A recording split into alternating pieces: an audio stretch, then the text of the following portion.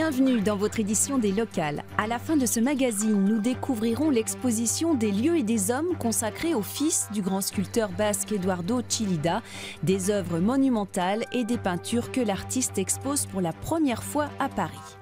Juste avant, c'est un fabuleux trésor qui retiendra toute notre attention. Près de 2200 pièces d'or et d'argent ont été retrouvées dans un ancien bâtiment de l'abbaye de Cluny en Saône-et-Loire. Mais avant, direction Grenoble, où la démolition du quartier de l'abbaye fait polémique. Cette ancienne cité ouvrière des années 30 est labellisée patrimoine du XXe siècle. Ses défenseurs espèrent une réhabilitation. Depuis les années 30, dans le quartier de l'abbaye, on l'appelle la cité des volets verts. C'est là que Grenoble a sédentarisé de nombreuses familles gitanes. Depuis ces photos, les logements ont bien vieilli. Dans ce quartier en pleine mutation, la pelleteuse est entrée en action. Ce sont les premières habitations à destination des ouvriers, premier HBM, habitation bon marché. On a démoli beaucoup de cités à Grenoble, la cité Jean Massé et d'autres. C'est la dernière trace de cité de cette époque, avec une construction assez remarquable, des pièces magnifiques. Pour toutes ces raisons, la cité est classée.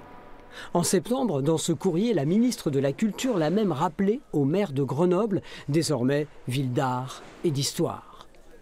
En fait, Éric Piolle a hérité d'un projet lancé par Michel Destaut. Partenaires multiples, financement compliqué. Aujourd'hui en France, la rénovation est moins subventionnée que la reconstruction.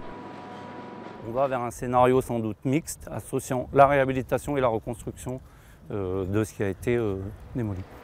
Reconstruction et rénovation, mais dans quelle proportion, on ne le saura que début 2018. Mais Thierry Chastanier nous l'a affirmé, la ville souhaite sauver un maximum de bâtiments et permettre à tous les revenus d'y accéder. Affaire à suivre. Dans les Pyrénées-Atlantiques, la station de la Pierre-Saint-Martin prépare sa saison de ski. Grâce à des températures négatives, les canots à neige fonctionnent à plein régime pour une ouverture du domaine skiable le 2 décembre.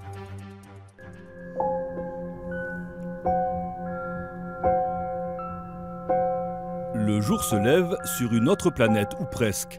Les enneigeurs donnent à la Pierre-Saint-Martin un aspect irréel. Ils ont propulsé de l'air et de l'eau toute la nuit par moins 7 degrés. Ce matin, les dameuses n'ont plus qu'à consolider le manteau blanc. La neige naturelle, bon, on l'a, mais souvent elle est tardive. On va se servir de cette période de froid pour optimiser le manteau neigeux, quoi. Ah non, c'est indispensable, oui, c'est indispensable.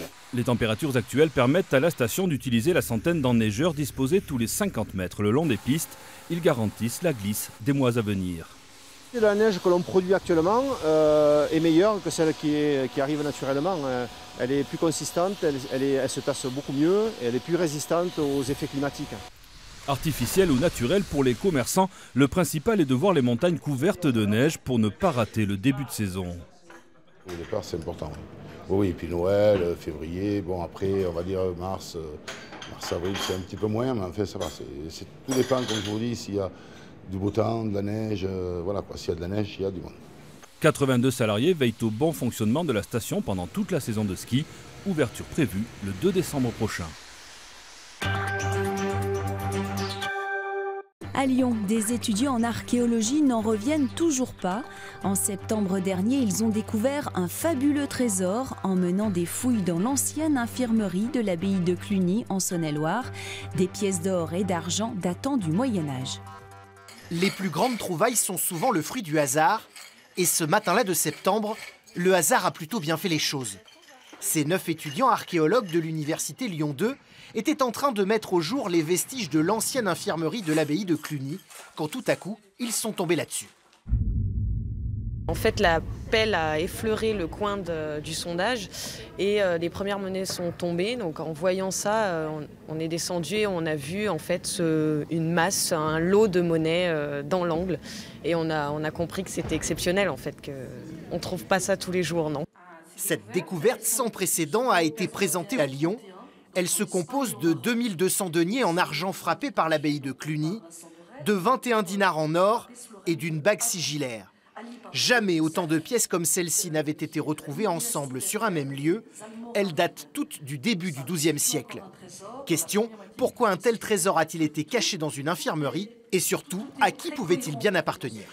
Cette bague, elle appartient probablement à un religieux. Ça peut être un religieux du monastère, mais ça peut être aussi quelqu'un de l'extérieur du monastère. Un clerc, un évêque, voilà. Donc, bon, c'est quelqu'un en tout cas qui a un certain statut, parce que le trésor est important. À l'époque, Cluny était encore la plus grande abbaye de la chrétienté médiévale. Impossible d'estimer aujourd'hui en euros la valeur d'un tel trésor. D'apprendre que ça représente l'acquisition de 3 à 8 chevaux ou une semaine de subsistance pour l'abbaye permet vraiment d'avoir une considération très concrète et ça va être un élément très important pour expliquer au public ce que représente ce trésor. Toutes ces pièces pourraient être présentées d'ici quelques mois à l'abbaye de Cluny. Les noms des 9 étudiants lyonnais figureront en bonne place à côté. Il y a vraiment pire pour débuter une carrière d'archéologue.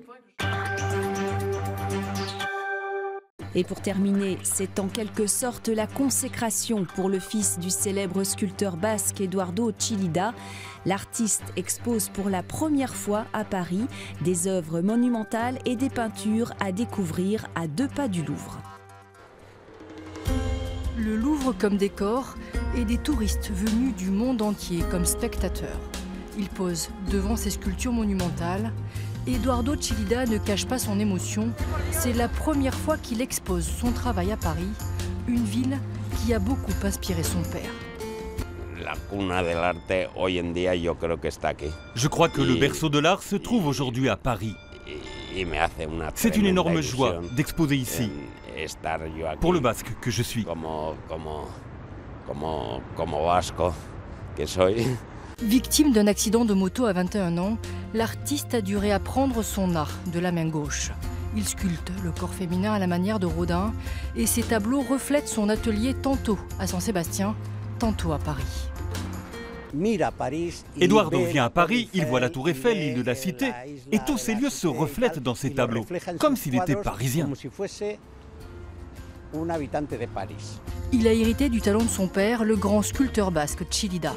À 4 ans et demi, il côtoyait déjà les plus grands peintres de l'époque. Mon père, ouf, je l'admire, il sculptait magnifiquement. Des peintures qui seront exposées jusqu'au 23 novembre.